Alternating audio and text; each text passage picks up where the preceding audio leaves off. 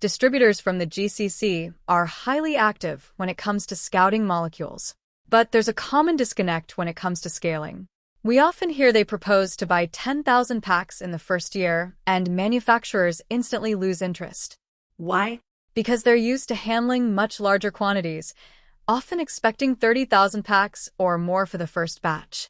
So, when the commitment is only 10,000, it's easy to understand their hesitation. Another key difference we've noticed is between European and local distributors. Local distributors tend to focus heavily on marketing activities, even though their teams may be relatively small. In contrast, European distributors focus far more on logistics.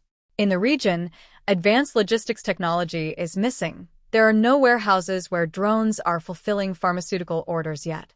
The selection of molecules is also mostly done manually. Only a handful of distributors apply analytics or statistics to make decisions. There's an opportunity to think strategically, mainly when operating in countries like Saudi Arabia, Qatar, and Kuwait, where aligning a portfolio across markets can bring better results. Distributors rarely take into account the immediate or future needs of the market.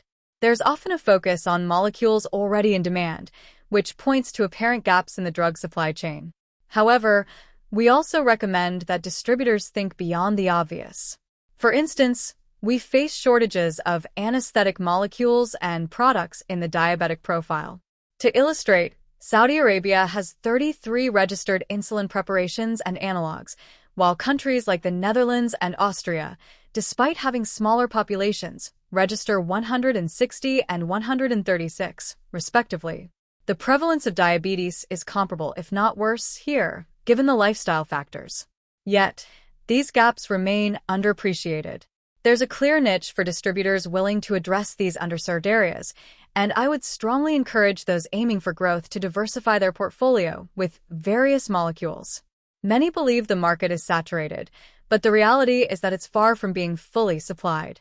The growth rate is high, as demonstrated by the IQVIA data showing that several countries in the region have an annual growth rate of over 12%. That's a signal worth paying attention to.